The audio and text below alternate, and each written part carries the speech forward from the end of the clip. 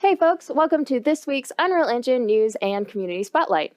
During this year's Unreal Engine user group at SIGGRAPH, we were honored to host an amazing lineup of storytellers and visual effects experts who presented their inspirational work, all of which was topped off by a fireside chat with a very special guest, director, producer, actor, and writer Jon Favreau. A recording of the event, which features guests from ILM X Lab, Walt Disney Imagineering, The Third Floor, and many of Epic's own, is now viewable online.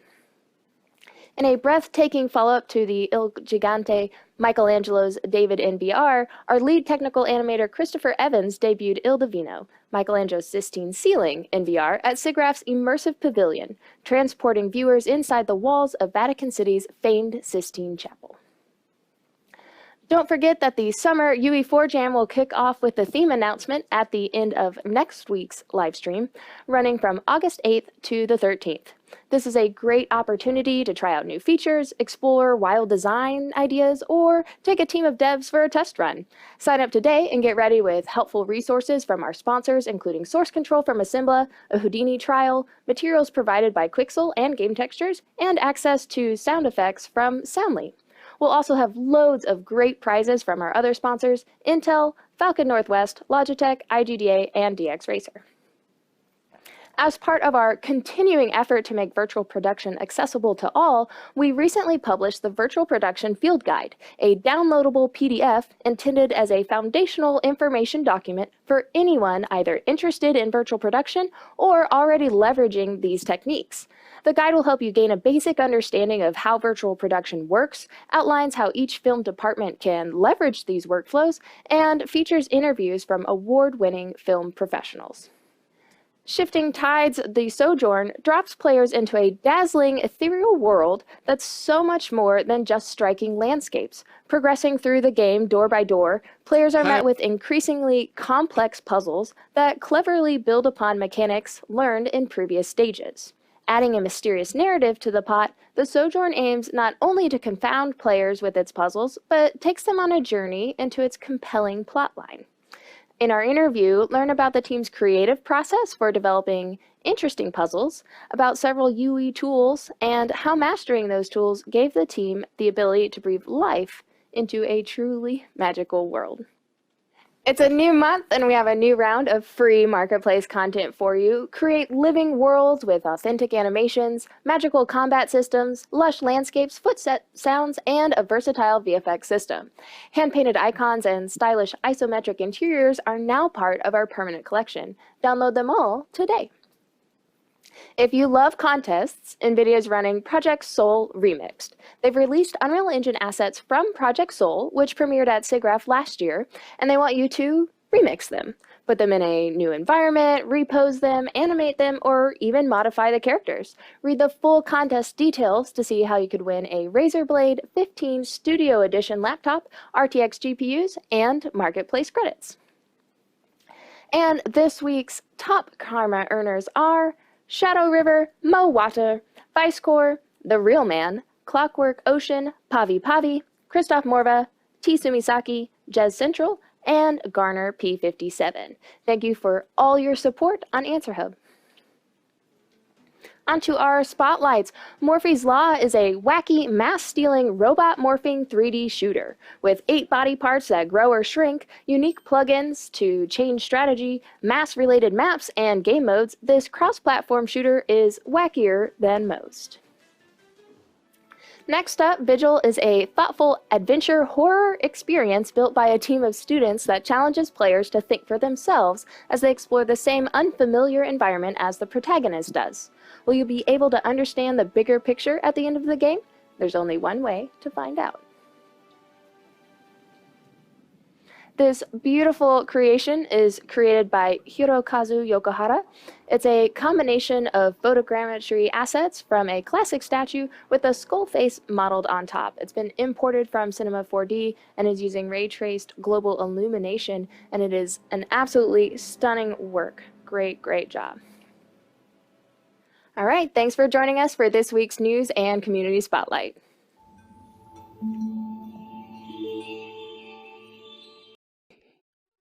Hi, everyone, and welcome to the Unreal Engine livestream. I'm your host, Victor Wraith, and our guest today is Countess Alexander. How are you doing today, Alexander?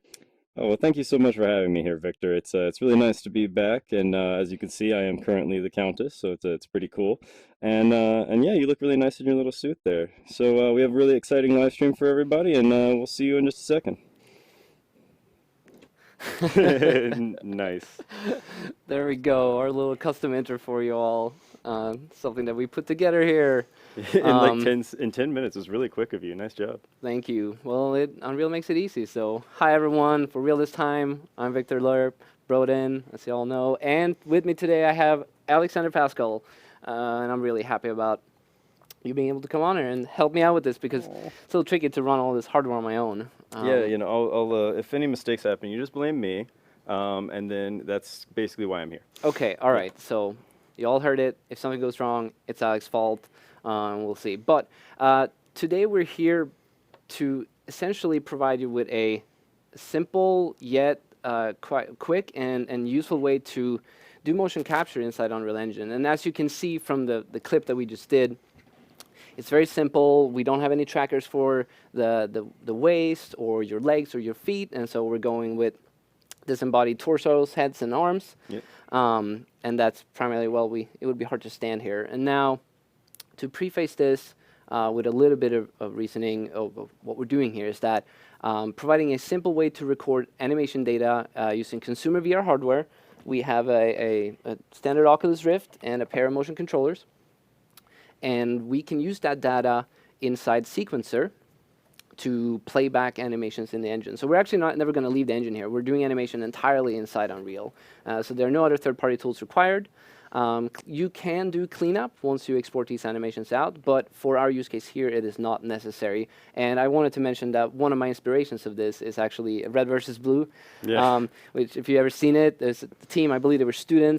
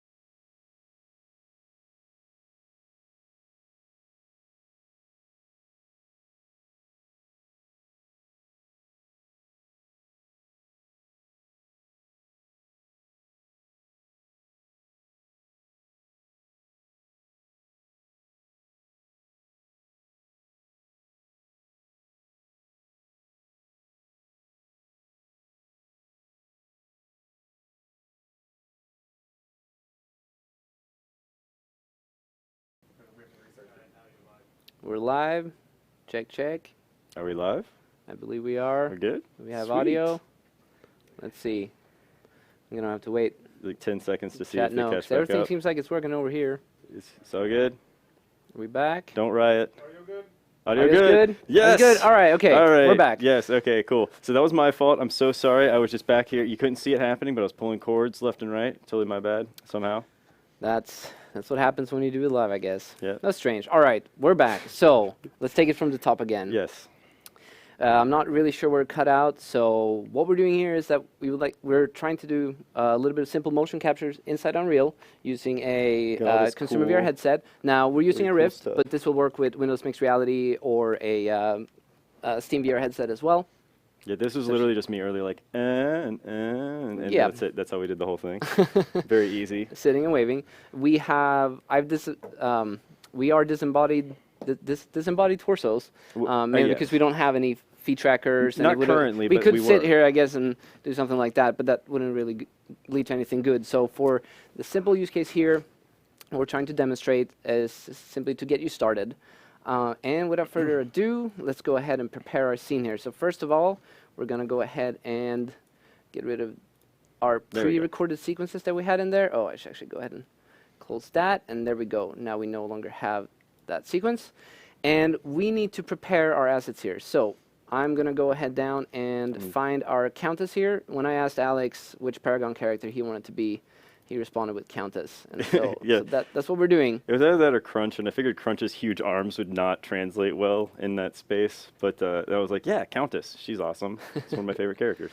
Yeah, and as you can tell, by default, we have legs and we got weapons, and we don't... He wouldn't let me have swords. Can you believe this? I guess I could have given you swords, but it's not really intended to be violent here. We just needed something that was, some skeleton meshes that was appropriate for what we're doing.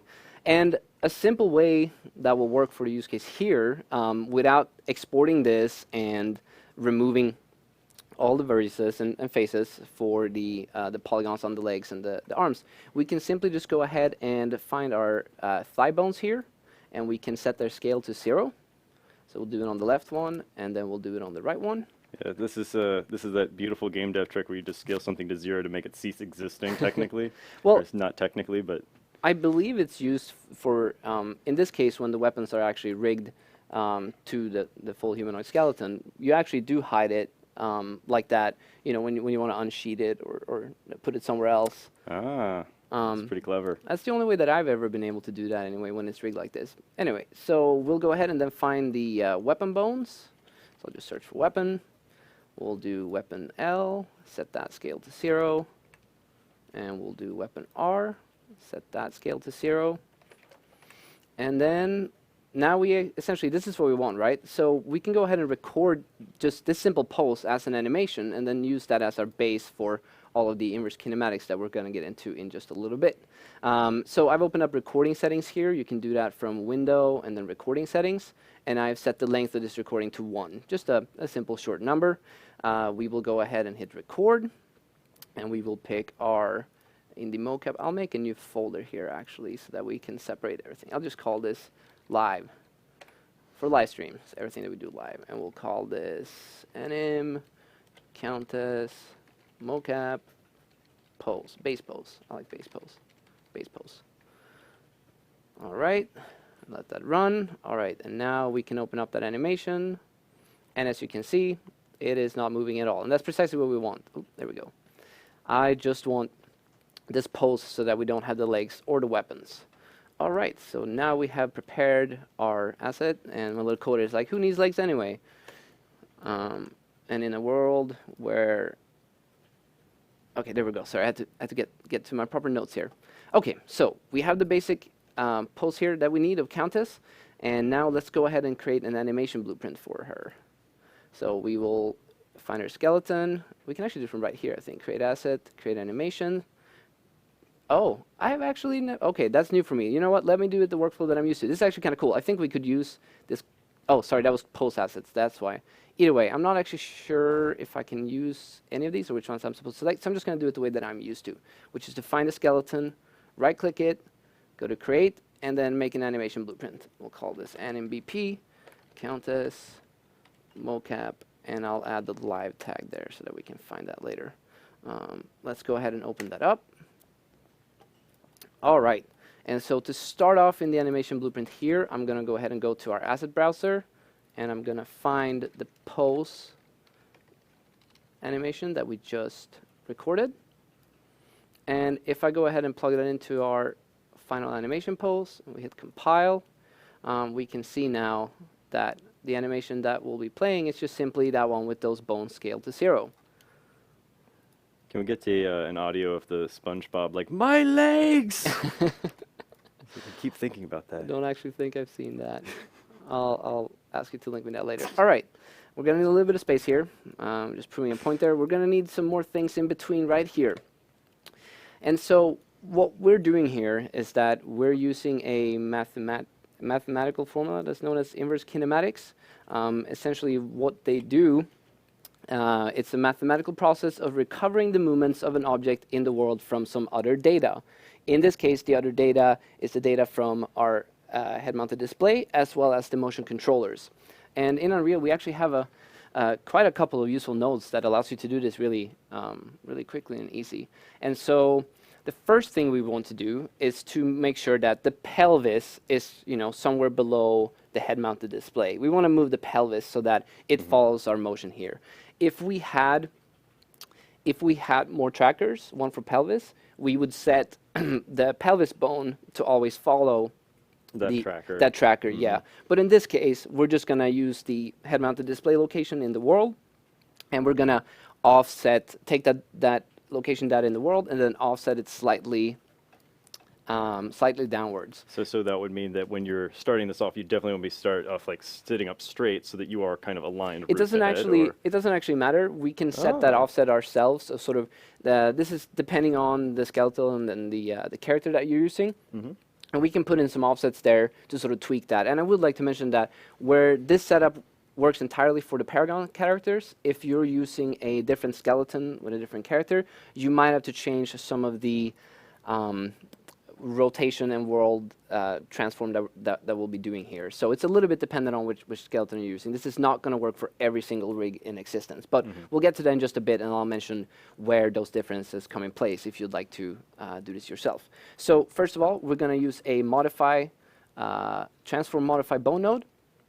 This node allows us to essentially just feed it a vector and a rotation and a scale as well if you want, where we could scale up a weapon. Say if you now wanted to equip the weapon, we could assign that to a button and haha, I have a sword. Yep.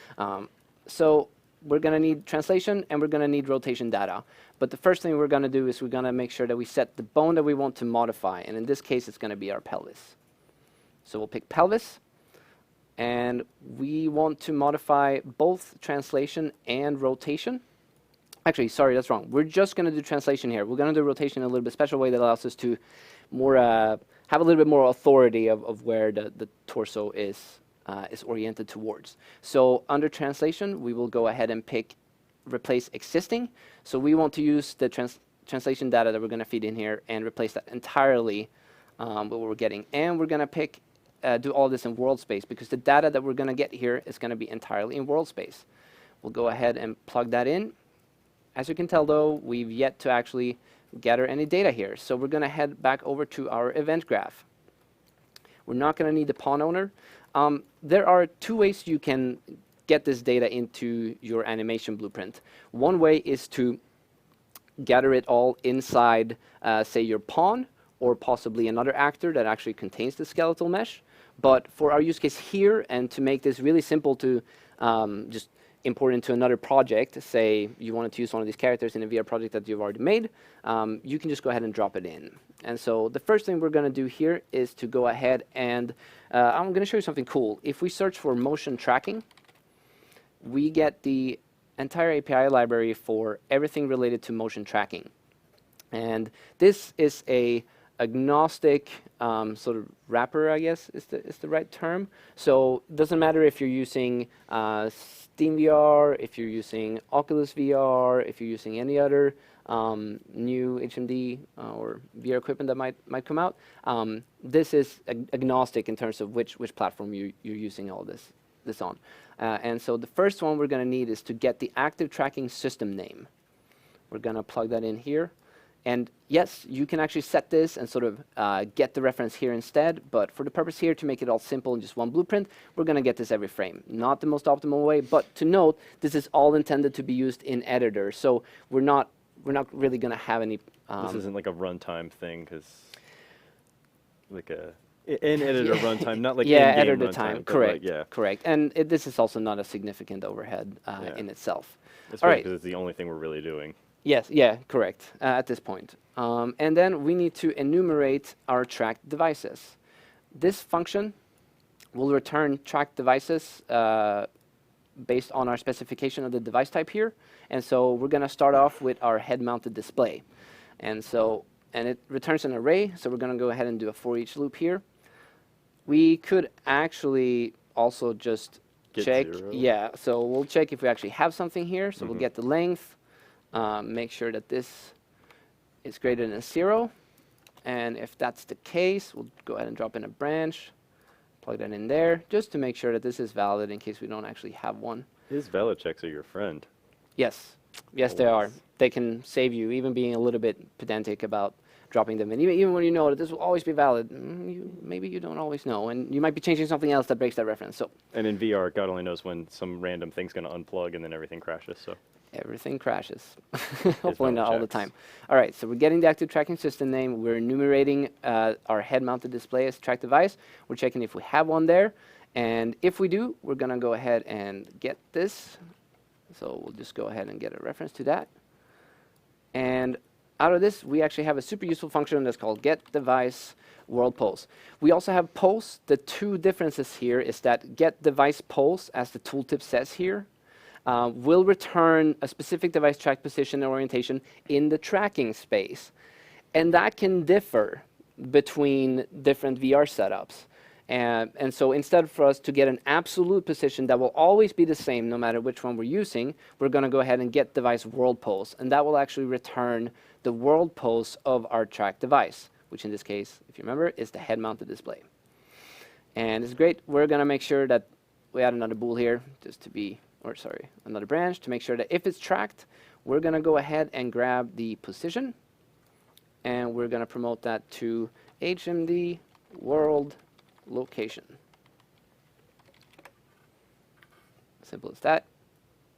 And then we're also going to want the orientation, so we'll promote that to a variable, HMD world rotation. And I like to be specific when I set up the variables and name them world or relative or local, depending on where they are. Nice little reroute node. Okay. So now we actually have the base data that we need to know where this is in world space. However, because of the way that the bones are oriented in, they're not X forward, which in world or HMD will be X forward, and so we're going to have to do a little change here with the world rotation to allow us to actually apply that data in world space to our skeletal mesh. And this, I mentioned earlier that depending on the skeletal mesh that you're using, these values here might differ. If you were to rig this specifically for this purpose, then you can actually rig it so that it's all X forward, Z up, and you can just take the world rotation straight up and apply that, and that would work. But in this case, if we go ahead and look at our bones here, we know that they're all off a bit, so we have to offset them a bit. Yep. So we can look at our head, go to the details panel, and this is all. Let's see, our reference transform is a little bit different here. It's also how they work in bone space. Now, I'm not an expert on these kind of transforming these matrices back and forth between spaces, so I'm not going to go too deep into that. The values here that work for all of the Paragon characters actually is going to be 90 in Z. That's why. Sorry, 90 in Y is what we need. Okay, I cool. put it in Y. I said Z. Just making sure that we're all on the same page. Yes, yes. And then negative 90 in Z. You're here as much to break it as to help me make sure that this goes right. It's all right. All right. And now we will go ahead and promote this out to our head rotation. All right. I'm doing this in two separate steps here. I started a little early on the animation graph, but I wanted to explain what we're going to do with the pelvis. Now I'm going back to actually making sure that we have all the data that we need so that we can do some inverse kinematics on these things. So this is actually all we need for our head rotation. We have the world location, which is going to work just fine. And then we have modified the world rotation of the HMD to get our actual head rotation that we're going to apply. Once we are done with this right here, we're going to go ahead and add a little sequence because we need to get the data for our motion controllers as well. So hold S to drop a sequence down. We'll do the device world pose for our HMD first, and then we're going to get the same reference here for our XR device structure. Oh, right. Enumerate track devices is what we're going to need first, and we're going to have to change this to controller. Now we're actually looking for the controllers instead of the head-mounted display. And the system ID here, we already have that over here. I'm going to go ahead and grab that. Wait, did you want that to be in the false of the branch or in the next part of the sequence? Oh, next part of the sequence. Haha, See? I'm being helpful. I think Alex is actually going to end up Oh, making the stream nailing it. function better than... Well, I broke all the audio earlier. I'm just trying to make up for it. Sorry, I'm not trying to interrupt you. What's next? No, you're good. In this case, we're actually going to return more than one, and so we're not going to want to do the get here. We're just going to go ahead and do a for loop. If you had more controllers here, and so some systems like SteamVR allows you to track several controllers, and so if you happen to have 2 Vives, you can actually use 4 Vive controllers and, like, I don't know, tape 2 to your leg, or you can actually get the pucks that are intended to be tracked. And a little easier, but I've done the controllers on my feet the before. The controller thing's pretty normal, honestly. We can Yep. act like it's weird, but everybody in the VR space has strapped a VR controller to their leg at some point, I think. Yep, and then kick a ball. Yes. That was quite cool. It's actually really cool to just see your see your feet in VR. Yeah. Okay, and so for the index here, we're gonna want to do a is this greater than 0? If it is, then we know it's gonna be sort of the next controller. I noticed that. Because I tested this on Vive and the Rift, and they actually return different IDs. So here on the Rift, the number 1 index is actually going to be the right controller, and the 0 index is actually going to be the left controller. But then in Oculus, it's the other way? Or? On SteamVR, it's the other way around. Oh, okay. That is tricky. Yes, it is. So you might have to play with that a little until you get it right. Good to know. So once again, we're going to get the device world pulse. Let's see. I'm already doing that? No. Okay. All right. I got this. One thing at a time. We're doing the world pulse first because we want that. And then we're going to decide if this is going to be left or right. And just to be good here, we're going to go ahead and make sure that this is actually tracked. Otherwise, we don't want to set it. And this is good here, actually. So what this branch will do, if you lose tracking, so you put the controller behind your back, and now we only have cameras from the front looking at us. If you would do that, instead of this feeding 0 and just setting it to 0 because it's not returning anything, it will just keep the last data that we had and just make that hand stay there in space. So it looks a little bit better than the hand just going somewhere in the world. Yeah.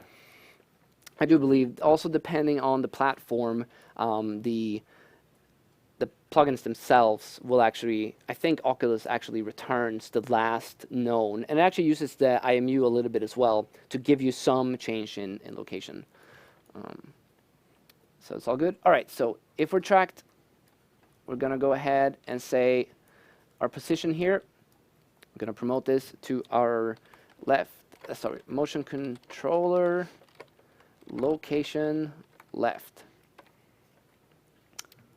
Like I mentioned earlier, we're going to go ahead and drop that into false because that will actually be, if it's not greater than 0, then we're going to be left one. We're going to add a rerun node, do another variable here of type vector, motion controller location right. I like that you spell out everything exactly what it is.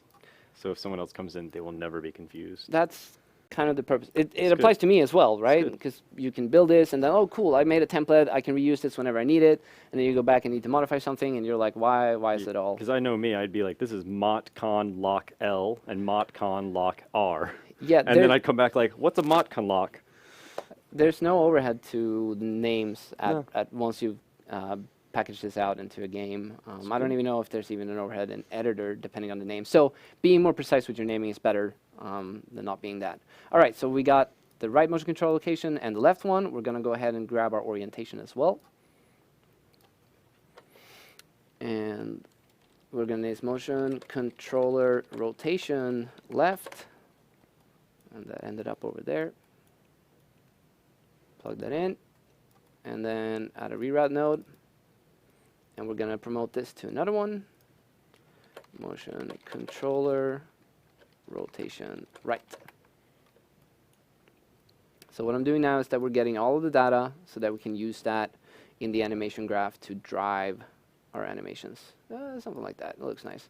Last time I was cleaning blueprints during the stream, they all complained. But you know what? I really like clean blueprints. It makes me feel so much better too. I don't blame you at all. And if we were happen to break something, it would be really useful if it's not all just a big spaghetti mess, which might Yeah. actually end up happening. Blueprint spaghetti, yay! Yay! Not yay, really. And we're going to have to do the same thing here. And why don't, instead of me fixing this first, why don't we leave it just like this, and I can show what the problem will look like when we actually go ahead and apply this. Yeah. He's intentionally breaking it, folks. It's definitely intentional. I could just have done it as well, and then I know. I just wanted to save you because they're gonna just assume that you did it on accident. they could have. All right. So we're doing this all inside the event graph, which is the part of the animation blueprint that you should be getting the data, and then inside the animation graph, we are actually applying that. So let's head back to the animation graph, and now that we actually have the location of the head-mounted display in world space, we can go ahead and use that. So we're going to go ahead and grab our world location. I should wait a second. I was getting antsy, like, haha. Oh, soon enough. You're going to get it. We're going to go ahead and split this because we are actually we need to modify Z. And so we're going to go ahead and split the translation of our modify bone pelvis node right here. We'll feed X into X, Y into Y. And then the Z right here, we're going to go ahead and reduce this. And I'm going to explain in just a bit why we're doing this. So I'm going to take this value here, promote that so that we can change it. Maybe later on we have a different skeleton. We'll call this parent bone to eye height. And we're going to go ahead and offset Z. And the reason being is because the HMD world location in space, let's see if I can go ahead and visualize this. We'll go ahead and find our countess. We'll drop her in right there. The reason why I'm doing this is because if we were to say, hey, pelvis, your world location should be where the head-mounted display is in world space, that's not really what we want. We want the location of our pelvis bone to be offset by the distance between our eyes to our pelvis.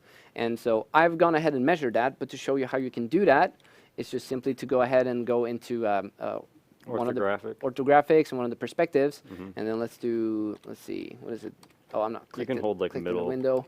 I want from the side here. Oh, okay. I'm not apparently. Not, oh, actually, that's because I haven't rotated her. So you can get the measuring tool out when you're in orthographic. And so if you didn't know about this, when you're in this mode, you can hold middle mouse click and then just drag to measure everything in the world in Unreal units, which is going to be 1 unit is 1 centimeter. And so we're going to see here that our pelvis is about 60 from our eyes. And so that is going to be our offset. So we'll go back to the animation blueprint. We'll pick our parent bone to eye height here. And we're going to go ahead and set that to, oh, I have to compile it first.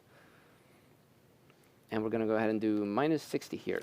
Wait, shouldn't that just be 60 if you're minusing already, or else it's going to add? Yes, you're correct. Haha, helpful. I almost want to, so we can do, I sometimes prefer to just use addition and then, I feel you. I actually like to do adding a negative more than I like to minus something. I don't know why. Both in this case are Totally valid. Yeah, in my mind I was going, I need to remove 60, and so we're going to make a negative number. There you go. It's fantastic. All right, so now we are modifying our bone pelvis, and it's important that if we head over to our details panel, that we're replacing the existing translation, and we are doing it in world space. And we're going to remove rotation here, so that we're actually not setting that. We don't want to do that. So make sure that that's set to ignore, and then this won't do anything. And we can actually go ahead and hide that for extra clarity that that we're not using that at all. That's a cool feature. I didn't know you could actually hide those if you weren't using them. Yes, So that's by new to me. just clicking the little eye there. So we can go ahead and hide scale as well. And now it's really clean and everyone can tell what we're actually doing here. And a little rered node. Yeah. It's pretty. Okay, we'll go ahead and plug that straight into our final animation pulse. And let's go ahead and see what this looks like. Did we do everything right? I haven't even printed any strings here. If I wouldn't have done this before, I would definitely have printed stuff here, make sure that we saw all of this. But for the sake of this, all right. I have prepared a VR pawn for us, and let me just walk over that real quick, what it contains. No rush. No rush, you're going to get into VR soon. good, It's so just a basic pawn. It has a motion controller left and a right and a camera. And then I've implemented a little bit of input here that I can go through later if we have time, just sort of how we can move this around in the world without having to only move it in sequencer afterwards. So that's going to be useful. One step before this is actually going to work. So on begin play in my pawn here, we check that the head-mounted display is enabled. If it isn't, we're not really going to want to do anything of this. We set our tracking origin to floor. There's also eye here, but for anything that's supposed to be like my floor and I'm standing or sitting, you're going to want to use floor level. And then we're going to spawn the actual actor that contains this mesh. And the reason why I'm doing it that way is because we then only have one blueprint actor. And if you want to take that blueprint actor with all of the animation blueprint and setup that we've done and use that in your own project, all you have to do is on begin playing the player pawn, or even just dropping it into the scene will actually work. Instead of having a skeletal mesh here in your player pawn that you might not actually want for gameplay purposes, this sort of disconnects your cinematic logic or animation logic that you're doing in editor from your gameplay logic that might actually be affected here. Or you can just go ahead and set up a simple player pawn like this. So our avatar here is our blueprint avatar base. So it's just a basic actor. I'm going to go ahead, go to my indie mocap folder here. And we have our avatars. And so our BP avatar base, as you can see, I've already prepared one here. But we're going to make a child of the avatar base. And the avatar base only contains a skeletal mesh. That's it. BP avatar countess live. Go ahead and open that up. As you can see here, skeletal mesh. We will go ahead and replace that with our countess mesh because Alex wants to be countess, not wraith. For our animation mode, we're going to pick use animation blueprint, which is the default, and we will go ahead and pick our animation blueprint countess mocap live because that's the one we're currently working in. Go ahead and compile that. And now in the player pawn, we'll make sure that the avatar that we're spawning is going to be our countess live. Go ahead and hit compile. If you watched the previous stream I did a VR spectator camera here, and I'm actually using that for us to give us a third-person perspective of what the person actually puppeteering the mesh here. Yeah, it'd be a little bit odd if you see it through my eyes. Okay, so there I am. All right, yep, I'm in the scene. Hey, there you are. What's You're up, buddy? I see you. Hello. So what they can't see is actually her hair is like in my eyes, and I keep wanting to brush it away. We can offset that, and what you can also do. Oh, are we actually spawning the right one? That looked a little bit too precise there. Wow. You Countess live. Yeah. I'm gonna go ahead and double check. Avatar Countess. We're using Countess live. Yeah. Countess mocap live. We'll know if my hands were moving too. You do that. Yes. Yes. This is all correct. This is all good. Okay. Fine and dandy. And double checking. Everything is good here. All right. So as you can see there, the pelvis is being moved. Does my hair look good? Does my hair look okay? I'm actually really curious why. Let me double check something here. I might actually have an asset in the scene that's not supposed to be here. We got the spectator camera base. Let's go ahead and filter by type so that we can get all the blueprints at the top. That will make this a little easier here. Player pawn, spectator camera. It's all good. Yep, there's no avatar in the scene here. So I'm really not entirely sure actually why Default game mode? Or, why is it it's part of your, working. like, your world The game mode settings? I'm using is actually set. So if we go to our world settings that I don't have here, I can go ahead and open them through here. The game mode that I have in here, actually in the entire project, let me go ahead and grab project settings, is maps and modes. It's a game mode that just has no pawn, because I don't actually want to spawn a pawn when we hit play if we want to do some sequence recording involving other actors like controlling a camera and such. So we're not spawning a pawn by default. I have a pawn inside the scene here, BP player pawn, which is default to auto-possess player 0, and that's how we actually possess this pawn inside the game world. All right. So we'll open up our player pawn right here, and we are using Avatar Countess Live. That is the avatar. Sorry about this, folks. Just a quick little double check here to make sure everything is right here. Countess Mocap Live. That is the animation blueprint we're using. And what's strange here is that I have no logic in this animation blueprint to drive hands or head. But for the sake of the tutorial here, so I was actually hoping we would just see the pelvis moving right there, but you have full control of Countess. What's up with that? Let me go ahead and open up this this map again. Yeah, because we don't actually have any sequence or anything here that should make us load this. I'm going to go ahead and open up our starter map once again. Let's go ahead and hit play now. Oh. Actually not sure how it's getting that reference there, but let me just go ahead and check here. Okay. Is everyone doing all right? Is everyone following along? This is definitely more a showcase how-to, and you can watch it after the stream. I'm also actually going to upload the blueprints that I'm using for this, so that you can go ahead and break them apart or test this out on your own if you have a VR equipment yourself. Okay, not sure I'm going to keep troubleshooting why this is the case. We very clearly have the proper... Oh, I know, we did this right before because I said it would be really useful. We are overriding that reference in the world. And so if we go ahead and look at our default avatar right here, that's why. That's what happens when you do last minute changes. So I'm going to go ahead and change that to Countess Live. You can blame me for that one too, because I mean, we wanted to record a thing. That's kind of my fault. All right, here we go, folks. This is the no, current my animation hands blueprint are that we've gone. done. Okay, so I'm inside of my own face or something. Yes, because we are currently only driving the location of the pelvis bone, which all of the other bones, except the root bone, is parented under. And so we're driving all of those. High up. Oh, Yep, okay, you are. Yeah. All right, so first step in our animation blueprint. Let's go ahead and save a couple of things here. Close down some of the assets that we no longer need, so that's a little easier for all of you to see which assets I'm working in. So we will go back to our animation blueprint, and we're currently only doing the pelvis. Now it's time for some of the fun stuff. That's just the core, making sure that the body moves where it needs to be. You saying that was the unfun stuff? I had fun. Okay, well, that was fun. Fun. Let's do some more fun stuff. Next up will be our hand IK. And for this, we're going to use a inverse kinematics node known as Fabric, which actually, I believe it does both inverse and forward reaching inverse kinematics.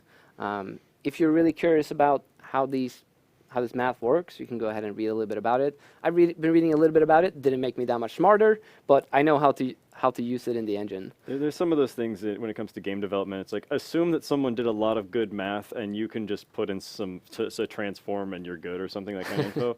And also, don't forget there's always the content examples that have all the animation with IK stuff. If you want to see some more IK examples, we do have those, which are pretty cool in content examples. You can download that from the launcher. Yes, you can. All right, so for the modification of our Fabric node here, we're going to click it, head over to Details, and we are not going to need an effector target because an effector target is actually another bone. And so if we have bones that are being animated, that inverse kinematics are supposed to use that data instead, we would pick an effector target bone here. But that's not what we want to do. We actually want our effector to be a location in world space. So our effector transform is going to be world space, and our rotation, our effector rotation is going to be copy target rotation. And if you're really following along now, you know that this is going to break, but I'm going to show you why, but we're going to go through this setup here. So I'll go ahead and split this transform here so that we can get access to what we need. In this case, we're going to go ahead and use our motion controller location, we'll start with left. Left is first. And make sure that we actually pick the bones that we want this inverse kinematic solver to operate on. Our tip bone is going to be our hand left. And our root bone is going to be, I believe it's arm, Like forearm, upper arm left is what we want. Yeah, right. Go ahead and plug that out into our animation pulse. And now, you know what, let's go ahead and set up the right one as well while we're at it before we hit play. All right. To try to speed this up a little bit. I'll just go ahead and copy the fabric node, plug that in. We're going to use motion controller location right. And plug that in. Give us a little bit of space. And on this fabric node, we're obviously going to have to switch this to be hand right as our tip bone and upper arm right as our root bone. The other end effector settings here will stay just the same. And so we're just doing location for now. We'll go ahead and compile that. We'll go ahead and hit play. All right. Let's see where my arms. Sorry. Let me see where my arms and hands ended up. Oh Lord. There we Oh go. my. But you broke your wrist. So in this case, I'm a digital doctor, and I'm going to go ahead and fix them. And as you can see, the head is also not moving with Alex's head motion, so we're going to go ahead and get to the head as well. There we go. Broken wrists. Broken wrists. All right. Snapped. It's clear. Let's go ahead and say that we got hand IK right here. Oof. That's brutal. Hand IK, and let's take one step forward, and let's start with the head IK, and then we'll get into the rotations because they're a little special, and so I want to talk about them more general while I'm doing them. All right, so for our head IK, we're also going to use a fabric node. Now, I want to mention that I actually started this out with the CCD IK, which is another form of inverse kinematics. This does not do rotation. I believe it's a bit faster than Fabric, so it's cheaper to run this than Fabric, but it doesn't do rotation. But this can be cool if you're not worried about rotation for whatever reason that would be. It will rotate bones between the tip, between the root and the tip. It will rotate these depending on what the tip is doing, Oh, so but it will not just actually better rotate. for like tracking a point kind of thing, like as an object kind of thing. Right. Versus, yeah. Okay. So possibly now we do have another function, which is look at. Yeah. So I was thinking is like it sounds like a cheap version of look at or something similar to look at. Yeah, this one's it's a little bit different, but you could probably use them both for the same purpose. Just wanted to show them there. But Fabric actually takes a rotation and allows us to rotate the tip bone, and that's what we want for our head as well as our hands for the controllers. And so for Fabric here, we're going to go ahead and do the same thing. We're going to do this in world space, and we're going to change our rotation to copy target rotation. Our root bone is going to be neck 02, because we actually want the entire neck to follow what the head-mounted display orientation and location does. And then tip bone, we're going to go ahead and do head. Simple as that. All right, let's go ahead and split this transform. We'll grab that with control grab. That's how we can grab a node from another one. Grab a node from where it is attached, I should say. All right, and for our location here, we're going to go ahead and use our HMD. HMD. It's our HMD. Man, I'm getting dry already. It's all right. It's all right. It's all good. Talking too fast. Just take a deep breath. You got plenty of time. I'm always taking deep breaths. I'm assuming we have plenty of time. I can't see the time. Oh, we can actually check that. Oh yeah, we got time. Oh, This yeah. will be done in no time. All right, and now if we were to just get our HMD rotation here, let's just do that. So I can prove a point. HMD world rotation, and let's also go ahead and plug in our motion controller rotations here. Oh boy. This is going to be right. You might have broken wrists for a little bit, but it's going to be fine. And left right there. It's okay. So now we're using the pure data. Just let's take a little step back here. We're using the raw world location and rotation data to drive our bones in world space. because of how the bones are oriented, this will end up looking a little funky. Let's add a head IK right here, so we know what we're doing. You're so good. You're like making comments and stuff like a proper like developer should. That's how I work most of the time. All right, Oh, geez. it's your turn. Okay, I'm going. I'm going. It's kind of creepy how she like picks up like that actually. All right. Hey, I see you. Yep. It's kind of weird to like know that you're the camera standing there like, hey, buddy. I see. Oh gosh. And so Hang on. And a little twisty And twist. And this then is I'm where- kind of back to. Can you come back over here? when we're telling these bones to orient in world space, they will do that based off of how they are rigged in their bone space. And that's why you're currently seeing semi-broken wrists as well as a pretty broken neck. So let's go ahead and not, let's go ahead and fix that Okay. and not do that. And so what I'm doing here is that we have the motion controller rotation in world space. I hope everyone in chat was thoroughly afraid because I was pretty scared. That I'm not really sure what that looked like in VR, but I have a pretty good guess. It was just like everything wrong. All right, let's start out with our motion controller rotations here. And so since they're just pure world space and we're applying that to the bones, it's going to look like that. So we're going to have to modify that data a little bit. And this is where, depending on how your skeleton is set up, you might need different values here. But for the Paragon characters, and I believe this will work with the default mannequin as well, because they should be in the same bone space, that will this conversion will work. So for our motion controllers, we're going to go ahead and combine rotators. And I'd like to make a mention here. First time I did this, so this combine rotators node, it handles quaternions like a champ, and it allows us to do what seems simple, but in the back end it's actually rather complex. The order of which rotation you feed here actually matters. Yes. So if we were to go ahead and add, do our motion controller right and then add our offset down here, it won't work. You're going to want to do it the opposite way. And I am not a mathematician. I'm so glad you're actually mentioning the order matters, because there's a lot of times where people are like, oh, this is gimbal lock. Like, no, you're just combining rotators kind of backwards or something. And yep, this is, Yeah. fun. And if you're like me, who sort of likes to use these things, are not particularly great at math, if you sort of learn that you can use them and some of the reasons why you might have to change the order of these, then you can go ahead and play with it just a little bit and sort of try to find the correct version. Yeah, you can just kind of do what we do and brute force it by guessing a lot. That's also another Yep, method. that is another method. Depends on how much data you're trying to operate on. But, Yeah. all right, so in this case, we're going to want the world data as our B input. And for A here, we're going to go ahead and add, let's see. Oh, this is actually just 180 to Z. 180. Yeah, the one was just kind of twisted, so. And we'll promote that to another rotator, hand rotation right.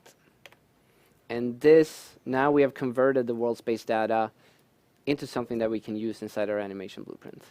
And that will not break count as risks. Let's go ahead and make a little bit more space. We'll add Control W. We'll quickly copy, paste the node for you. We'll do the same thing here, but because of the left, right here, we're not going to do Z, we're going to do roll 180. And then we'll promote that to another variable, hand rotation left. Plug that in, just like that. All right. And while we're at it, Oh, before we oh, jump oh. in back to VR Okay, again, okay. we're going to have to do, oh, we have done the same thing already. I already went through that. Yeah. Was my head crooked too? Yes, but that's because we haven't actually Fix like the chest rotation thing? or- correct. I am using this data, HMD world rotation, straight up into our head IK here, instead of using the combined one that actually gives us the head rotation. And that's how I named HMD world, and this one is our head rotation. To proving the point, I went ahead and added the HMD world rotation. So let's replace these rotators Correct. with the correct one. So our Nice. hand rotation left and our hand rotation right. And then same thing for our head IK. We'll replace that with our head rotation. All right, let's go ahead and compile that. And now, let's see. Player pawn can just stay right where it is. We could place it here, Alex's seat. And even though he will have a slight offset in his tracked space, this point right here is going to be 0 of his tracked space. So he's going to have to move a little bit, but we'll place him in the right orientation. We'll go ahead and hit play. Oh, yeah, that's better. I feel like I'm a little bit high up in her head because I just see like her tuft of hair is in the middle of my eyes. But otherwise, yeah, my hands are on right. My hands are on right. Look at that. Hey. And for all you wondering how we're spectating like this, we're using a function called set spectator mode that allows me to actually control a separate point of view. And we're actually rendering what that camera is capturing onto a render target, and we're displaying that on the display. So to give you an idea, if I take the spectator camera here, don't worry, you're going to get back into VR real soon. Okay, cool. I can disable the spectator camera, and now, if you look back, we'll actually see the first-person view of Alexander here. So to give you an idea that he's actually looking through some back faces of the head there. Yep, you can kind of see her eyebrows and eyelashes a little, and then you can see like the tuft of hair. Yeah. Because of her super cool hairstyle. If I were building or setting up and rigging a skeletal mesh specifically for this purpose, I would probably go ahead and either mask the texture for the head so that I could hide that for you when we're recording, and then use the full material without the mask later. Or you can go ahead and decapitate. I can decapitate. Oh, yeah. The character? trick where you just take it like this bone and above, like, remove visibility, but only for like one person, for the client, but not the server. And then we can record it without displaying the head. And then when we play it back, we can set that visibility to true. That's cool. So that's one way you can do it. The other way is that we would actually go ahead and modify the world location here with another offset. And that would be the offset sort of between the character's eyes and where we actually have the head-mounted display position in world space. So that would work. But for this purpose where we're just recording, unless you feel really uncomfortable being inside the head. Nah, all right. But that's one way that you can modify it. And like I mentioned, this is different between like Wraith. So if we go ahead and we would use Wraith here instead, because of how his vertices are skinned and rigged to the skeleton, the camera is actually right in front of the eyes, and so it works. That's pretty fortunate then. Yeah. So if you wanted to add an offset, you would go ahead and do this here, do a forward vector, and add that offset to the head IK right here. That is actually just a simple setup. Pretty much everything that we did to be able to record the intro previously. That's just the sequencer recording, right? Correct. So why don't we just go ahead and I was wondering if there are any questions on this subject before I go ahead and move over to sequencer. Let's see. I have our little doc here. See if there's something we can. Well, I guess. Yes, chat. Now is the time to throw as many questions as you can. Right. Well, we're gonna try to respond some later as well, but I definitely wanted, before we get into sequencer, see if there's something. Preface all of your questions with question in brackets. That way we know. So, is it full body IK? This is technically not full body IK. If we had the foot trackers, we could go ahead and use fabric here as well. Yeah, it's like you were saying, is the more trackers you have, the more that you can just keep adding in more of these nodes and more bones to track using them. So. And that's not to say that you can't set up full body IK without those trackers. You definitely can. But for the sort of motion capture aspect of it, that data would be more of an estimate than if you actually had trackers for your feet. So all of these are estimations of how we want the skeleton to move, but without the foot trackers, it can get pretty rough. I've seen some good implementations, but they require quite a bit more work than what we'd be able to do just straight in here in Blueprints. I've seen some good ones, and I experimented with that as well. So it's definitely possible to do that. Is it possible to stream the mocap data to multiplayer clients? That's a really good question, and I was going to mention that later, so it's pretty good that we bring that up. If you wanted this to be the player character's full body for VR, what you want to do is not to grab the data here from the tracked space. So in our animation blueprint, you wouldn't want to go ahead and grab this here, because this animation blueprint would actually live on the non-owning client's version of you. And what that means is that if that's also a VR player, this data would actually be that player's motion controller and head-mounted display data, which would not be the correct data from the other player. So we would be seeing someone else's movements through our own eyes. and Yes, yeah, you would so- see. So if there were 4 players in there, and say we just ran it like this, you would see all of those 4 players mimicking and mirroring your movements. And that's not what we'd want there. So No. for multiplayer, you want to go ahead and do all the logic that we're doing in here inside the event graph. You should move that over to the player pawn or another actor like this one with the skeleton mesh, and do it all in here locally. And the data that you should probably grab should be the motion controller components, because if you have a multiplayer session, or if your VR game is set up to be multiplayer, you should already be moving the motion controllers on other clients, right? That data should already be replicated. And if that data is already replicated, we can just go ahead and do this on tick here in the player pawn, or we can go ahead and do it within another blueprint that we've activated, as long as this blueprint is replicated. It gets pretty complex because of how you're... Because it's replication. It You is. can just say it gets pretty complex because it's replication. It's not that it's No. once you get your head around it, it isn't too bad. But what I'm trying to explain is that if you are replicating the motion controller transform data already, you can use that on a non-owning client to drive the animation blueprint for the other client's representation of himself in your on your machine. Okay. Hopefully, yeah. That maybe I'll go ahead and actually do this multiplayer for another stream, and we'll mention we can actually set up a VR multiplayer. I'm gonna let session. you know. There's gonna be a lot of people out there want you to do a VR multiplayer thing. So yeah, let's Okay. check it out. I'll I'm down if you want put to that in the survey. If you want to do a stream with me and we like smack each other around in VR multiplayer, I'm totally down. Let's do Okay, it. maybe Countess versus Wraith or something like Yeah, that. you know, I always thought it'd be kind of cool if we had like a Paragon VR thing, but you know, pipe dreams. There's another good question here. This tutorial can be used only with VR motion controllers, or can it be used with something else like a proper camera or a Kinect? You can do this with any hardware that you're able to capture data of what your body is doing. It would not work straight up with the Kinect using this API library. You would have to bring in their plugin and then like translate their data.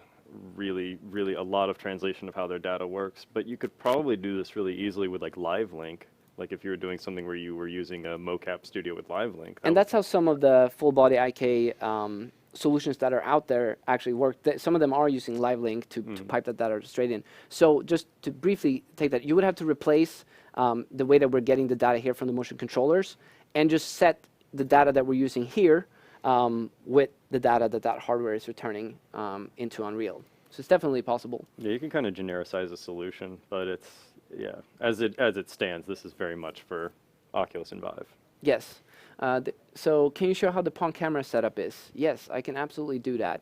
I've done a stream previously on how to set this spectator camera up right here. So Control E will open up that blueprint if we have it marked. And to basically, just the basic step of what we're doing with this to get our third-person perspective to work here is that we call set spectator screen mode to texture, and then we set the render target texture that we actually want to draw this onto. And this function right here will actually do what happens right here. Okay, sorry, I have that disabled. Go ahead and select it. We'll enable that back. This is just a bool that I've exposed that allows me to quickly change between those two. And so that render target texture, using that function, will just be displayed as our as a viewport. And this works at runtime too. So you can use it as runtime. Now, I once again like to add that it adds a significant performance cost to do this this high-res render target texture, which is a separate viewpoint in the world. Yes, that's that's very creepy and funny, and there's a lot of fun you can. You can have it all this stuff, just like puppeteering. You know, It's kinda, good. It's you good. can make it small and sort of movement, or even offset them a little bit, not do the location of the pelvis, and move them forward a little bit, and then make it sort of more of a third-person perspective. And they were asking about the pawn. I guess I can walk that over as well before we get into sequencer. In very simple terms, I have a little bit of input here. Why don't we showcase this? So if you wanna, Okay. you don't actually need to put it on. I can just show it if you grab me a motion controller. Yeah, here we go. One So motion much controller. hardware. So with grip here, I can drag and move the pawn in the world up and down, and this just makes it really easy to place the character where you want in the scene. And then with the thumbstick, I can actually rotate the torso. There's a nice way here. You can actually sort of do that automatically Yeah. by sort of taking the data from the two motion controllers, where they are relative to the head-mounted display, and then estimate what the torso should be doing. And so instead of locking the head-mounted display rotation in Z to the torso straight up, now that would make the entire thing move like this. Yeah. But we can use the motion controller data and the head-mounted display data and estimate so that if the controllers are like this and you move your head, we just change the rotation of the head. But if you move them all, we would change the rotation of the torso. That's didn't- pretty cool. Really have time to go through that today, but perhaps I'll add to that and update the project later, and I can add a nice chunk of comment of how we set that up as well. And that logic is pretty straightforward. I'll just upload this project and you can dissect it. Go ahead and use that later. It's pretty simple setup. So audio was coming out of the headset for a second. That was weird. There you go. Can't you get the reference bone transform and use the new inverse transform rotation node to get the correct bone space rotation from world space instead of manually handling rotators? I tried every possible way that I could think of in Blueprints to convert the space, and it was not possible. It might be, maybe I was just not. Someone's going to correct you like immediately. Haha, there was a checkbox the whole There's time. a checkbox the There's whole always time. a checkbox. Yes. And so ultimately, yes, that's how I wanted to do it and how I tried out to do it first. But I'm not a rigger. I don't do hand-keyed animations.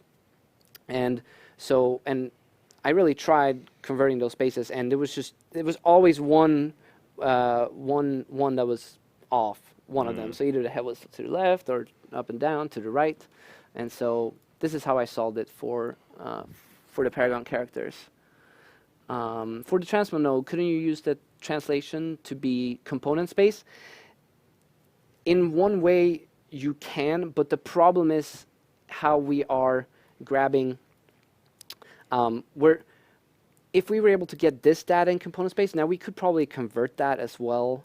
There are, like I mentioned in the beginning, there are many ways that you can convert this to work with your skeleton. Yeah, you could do a little bit of math as far as like where it should be versus where like it is in world space. Yeah. Yes, you can essentially do the inverse transform of that and convert it from world space to local of the component. There are several ways to do it. I spent quite a bit of time on actually trying to do a little bit more elegant way than just combining these rotators. But what's nice about this is that it gives you just one simple place to adjust these afterwards. Yeah, you could easily make those into promoted variables and the usual tweaks. Yeah. Yep, just like that. Let's see. Let's go through the questions here because they are related to everything we've done here. Oh, cool. Any tips on smoothing out bumpiness after recording? You can export the animations into an animation software, and you can probably do some interpolation on the keys in there. I think it might be possible in Sequencer, but I'm not that familiar. So you should be able to like get out all the frames and then like smooth frames Smooth them by out? removing the in-between frames. So there's probably a way to do that using the sequence editor, but I've not tried doing it in this exact pipeline. But I have smoothed out animations by going in and just deleting in between frames and then letting them auto smooth. Yes, it is possible to edit them inside Unreal as well. Something else you can do if you don't think you're getting enough frequent updates of the data, and this actually takes us into how we do the sequence recording so that we actually get an animation asset that we can reuse later for whatever purpose that would be. So let's go ahead and do that. As simple as it is, we actually just go ahead and hit play. Oh, yep. You're good for now. And then we'll all tab back into the editor. We will open up our world outliner right here. And we will find the blueprint that actually contains the skeleton mesh, which is our BP avatar Countess Live. And we will go ahead and add this into our sequence recorder. And if you don't have this window open, you go to Window, and then Sequence Recorder, same for Sequencer. May I have my right hand back? You can have your right hand back, sir. Thank you. Also, if I look down, I can see the back of her eyeballs, and that is terrifying. All right, let's just pretend that everything looks absolutely Everything's amazing. normal. So Great. we have added the blueprint that we want to record in Sequencer right here. A few other things that I'll mention in terms of the sequencer setup. It's good to go ahead and mention the sequence name, where the sequence will be saved to. Setting the sequence length can be nice if you know that this is just a 5-second loop that I would like to do. And then recording delay, I noticed, is quite important when you're doing it in VR, especially if you're on your own, because you actually need time to hit record here, Alt-Tab back, and then actually put it on, and then you get the little countdown. So I currently have it set to 6 seconds. And then if you want to record the audio, so the audio was actually recorded while we were recording the sequence for the animations. And all you have to do is go down to audio recording, change this to don't record audio to into audio track. And that's actually it. That will give you a recording of the audio. And then in Windows, I've set the default input device to be the microphone of the head-mounted display. All right, so Alex, are you in a good pose, ready to I'm ready. I'm gonna do record this the. here? You ready? Yeah, and let me go ahead and do something else here. Let's go ahead and add our spectator camera as well, because that will actually allow us to reuse that data in case we capture some nice camera movements. So I'll go ahead and I'll select our VR spectator camera. I will add that to our sequence as well. And now we're going to go ahead, hit record. I'll Alt-Tab back up. Got to do it in 6 seconds. Click there. And once we're live. One, dun, dun, dun, dun, dun, dun, dun, dun, dun, dun, dun, dun. We're recording all of this. I have a little bit of field of view adjustment here. All right. Though, what a beautiful sequence right there. All right, it's nice perfect. ending. It's perfect. And you can see here that Sequencer has successfully recorded and saved it. So we can go ahead and open up one of these sequences. Someone make a GIF of that. I'm gonna get it online later. Oh, Is sorry. it- This is oh, it's actually the amazing. animation itself, not the sequence. We're looking at just the animation. Let's be honest. That came out really well for what I was doing there. Yeah, it looks all right. So, That's the Paragon attack that she always needed. I'll be oh, honest. I see. Well, maybe So we'll, she like walks up on you all stalkery like she's gonna murder you, and she's like, duh, duh, duh, duh, duh, so duh, if duh." we go over to Sequencer here, there's currently nothing. So let's go ahead and find. Oh, what happened? Yeah, I've never seen that. Oh, Okay. All right. Okay. World settings. Let's go ahead and get you up there. Got a new vertical stacking option is what it looks like for a second there. That'd be kind of neat. Well, you can do 3 like this. Right, and there were 3. Oh God. So in portrait, if you have a portrait monitor, that can be really useful. But we only have one landscape right here. Okay, so let's go ahead and find our sequence. And if you don't know where it went, sequence recorder, like I mentioned, we actually set sequence recording base path, and that's where it goes to. So we'll cinematics, sequences, and then we're gonna go ahead here. Live stream is what we named it. I'm not sure what that means. Eating intent. Oh, all right. Alex is gonna have to leave here real soon, but we're actually coming up on the end here. Yeah. We're Okay, yeah, just. we're gonna be good. I'm gonna try to get some questions. This is the last step here. Was that thunder? I think Okay. that was thunder. Okay, so the world is like, yeah, the live stream's gonna be ending soon, so you don't get electrocuted. Also. All right. Thanks.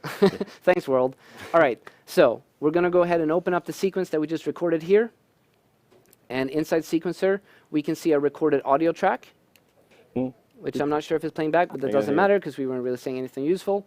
Now, Ouch. Oh. by default, these will be added to a miscellaneous folder.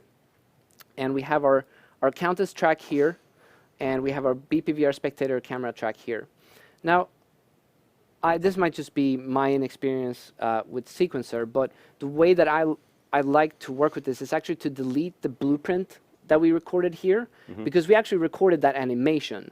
So we can get rid of that in the sequence, and then we can just go ahead and find the animation that we recorded, which is going to be this one, I believe. We'll go ahead and we'll add that to Sequencer. I have that right here.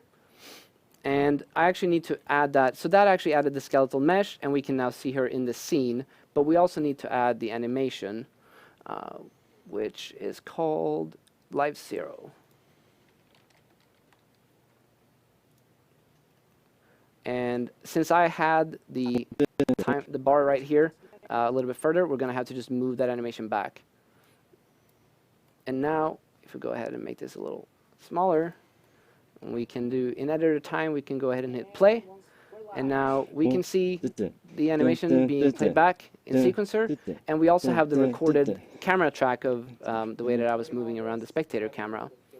And that's really neat, actually, because we can copy that transform data. So avatar Countess. So we have our spectator camera here in sequencer. We can grab the transform data from this, which is down here. We can copy that. And if you now actually wanted to do a cinematic, we can go ahead and add a cinematic camera here, apply that transform to it. We can actually just go ahead and do that real quick so I can show how that works. Go to modes. We'll find our cinematic camera actor. We'll drop that in the world. If we hit track here, actor to sequencer, add Cine Camera Actor 1, that will add that to this sequence. Delete the non-transform, and we'll go ahead and paste the transform that I copied. Yep. And you can even hit the little tiny camera icon there, and then you can see it through your viewport. I have actually, which one? Next to Cine Camera Actor. Next to Cine Camera Actor. Yeah, on the That very, one. Yeah. See, now we see it through the viewport. I was so we can looking for see- that earlier. I did Uh-huh. it. I did it a different way. Okay. Yep. So if we play this now, Oh, we're your actually focus was out of yeah. focus. So there are a lot of documentation on how you can work with the cinematic camera actor. I believe we can add a Was that meant to be the best thing I ever watched in my life? Because it was. that makes me happy. And we can change the depth of field and focus of all of that. I actually have that set up inside the VR spectator camera here, because what we're able to do if we hit just not in VR and we play in Pi, I actually have control of the same camera, and it's actually using the cinematic camera right now instead of the way that we're doing this when we're playing in VR. There's no VR here right now. We're just playing in editor, which is pretty neat. Just the way that sequencer allows you to capture data, whether they're transforms or animations. There's definitely thunder going on Yeah, here there's right a now. lot of thunder. Means that we're gonna have to wrap up real soon, and Alex has a meeting. I think, let's see if there were some last minute Yep. questions. Let's try to do as much Q&A as we can. Q&A as we can. What's the logic on updating the skeleton for leaning forward and backwards? You would want to lock the pelvis bone and not move it together with the HMD. And so that would work, for example, if we were just sitting in chairs. We just lock the pelvis at a specific location, and then we can do inverse kinematics on the spine, and you can actually get that. That would be really good if you had like a news anchor type VR thing where you have like a desk in front of them and then you're hiding it kind of like we're showing you like the whole legs and all that, but yeah, I can see where you'd want to lock that point. Can you show how to fix the motion controller origin relative to finger and not the wrist? I would actually go ahead and just offset that as well. I guess we could do the entire inverse kinematic chain all the way out to the finger, but I think you'd see just You would probably get some weird snaky effects too that wouldn't look quite right Yeah. too. But yeah, I think you're right. Like offset from the wrist and then kind of work from there. the way that I would do finger and hand animations, if we were to implement that, was to use the Knuckles controllers and then have that as almost entirely separate animation paths where we're using that data from Knuckles to drive what the hands are doing. But a little offset so we would do the offset right here for our motion controller. We would do the same thing we're doing here where we're modifying the actual raw data into something that we can use. And so we'd add a little bit of an offset forward, and we would use that in our hand IK here, and that would actually make them be where the hands are in real time. Will this work with Samsung VR? No, because you cannot. You can't Gear play VR. straight from the editor. Correct. I No. believe the Gear VR. No, it won't. Unfortunately, you need to use a PC VR unit. You something can make that wireless and it would work, but it has to be a PC Yeah, it's VR the unit. full positional tracking is the thing. Like those Samsung things, they use a lot of cool trickery, but these are full positional tracking. Is there a way to hide part of the head to avoid being visible? Yes, I Yep. mentioned that earlier. You can mask the texture in the material. You can chop them up in a 3D modeling software. You can even say like don't render below bone of some sort or something like that, but I don't know if that would help because below that would be I don't know. But there's a few ways to tackle that. Yeah. And then can it record the Oculus hand gestures? Yes, if you if you had an animation blueprint set up to do your hand motions, you'll just make sure that that animation blueprint is part of a class that is being recorded, and Sequencer will spit out animations for that as well. Sequencer is very, very generalist like that. It just sees all the things that you put into it, and that's it. So that's, as you can see, we got tons of data out of that. Yes, there's a lot. Yeah, as long as it's in the sequences, like the sequencer's like to record section of Sequence Recorder, it'll get it. So the animation, similar to this one right here, and just to show you another perspective. Oh, let's get rid of the cinematic camera. I really like that you told me about that little trick. Oh, it's super helpful when you're doing Yes. virtual production. Oh man. And that's some of the stuff you've been doing recently, which is Yeah, kind of cool. that's why when you were doing this, I was like, "Ooh, this is related to virtual production." Yeah, I and need just to show you try it that out." this is just a pure animation, right, that we recorded from the session with Alex earlier. And you can just take that and drag those out in the scene. And if we go ahead and hit simulate Oh here, no. they'll all be... They're a dance troupe now. They are. Dun, dun, dun, dun, dun, dun. And another step here, which is kind of cool, is that you can retarget this animation onto any other Paragon character. Now, the way that the legs will be scaled might differ, and there might be some extra bones on them, but that would... but it works. I did it with Wraith and Revenant earlier, and you can just retarget it. Last question. Can I use more than one controller like the Vive ones on the feet with IK and index knuckles for the arms? Yes, you can. Yeah, you were talking about that earlier. Yeah, I was. There's one thing to note, though, so I'm glad the question came up. Just because you have 4 motion controllers with like a Vive or an Index, that does not mean that you can actually use all 4 of those. The Vive as well as the Index HMD can only take data from two motion controllers. So you need a separate dongle to wirelessly transfer the data from your other controllers. Now, if you buy the trackers, they come with the dongle. If you have the motion controllers, they don't. But you can actually flash the correct firmware onto any Steam controller dongle. So if you get a Steam controller, or if you have one, you get one of those dongles, and you can flash that firmware to actually be the same firmware that works with the motion controllers. So that's how you go ahead and use several motion controllers with only one Vive or one Index. All right, that's cool. If you want instructions for that, I will actually try to write that up if that's what you're trying to do, because it's just a few simple steps on how to flash that firmware. It's really simple. There's plenty of documentation on that as well. Cool. I think that was it for today. Alex has a meeting. Thunder's coming in. I've gone through all of my There's a material. If you have any questions or feedback for us, hit us up on the announcement post on the forums. This will all go up on YouTube if you'd like to follow along later. I know that was a little bit tricky, and I didn't intend this to be follow along because I wanted to talk a little bit more broadly about the concepts of what we're doing and how you can apply this to your project. I will share this project online in just a couple of days. I just need to clean some things up so that it's a little bit cleaner from all the experimentation we've been doing here today. And make sure you send me that dance animation. It's very important for science. And, Okay, do you want me to actually ship it with Alex Dance Yeah, sure. It's animation perfect. right there? It's perfect. I will put Alex Dance animation in there as a nice little intro scene for y'all Thank you. to watch out. And as always, if you stream on Twitch like we do, make sure you use the Unreal Engine category so that we can see what you're working on. And use hashtag UE4 on Twitter and then all the Yup. different social medias. And and huge thanks to Castle Day for making the awesome countdown intro. Very nice. Yeah, they It's seem really to cool. have better sequencer skills than I do. That looked like an amazing impressive. sequence. Yeah, and I'd love to see that when it's done. So looking forward to that. If you would like to provide us with another countdown video, you can go ahead and do so. Record half an hour of development inside the editor.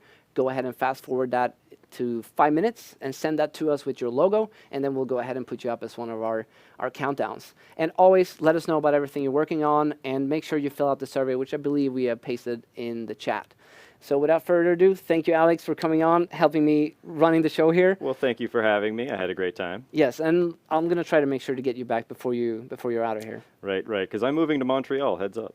Heads up, if you're there, I'm sure Alex is gonna I'll post it on the internet, and you'll see me there. I'm sure. yeah, and visit the meetup and such. Yep.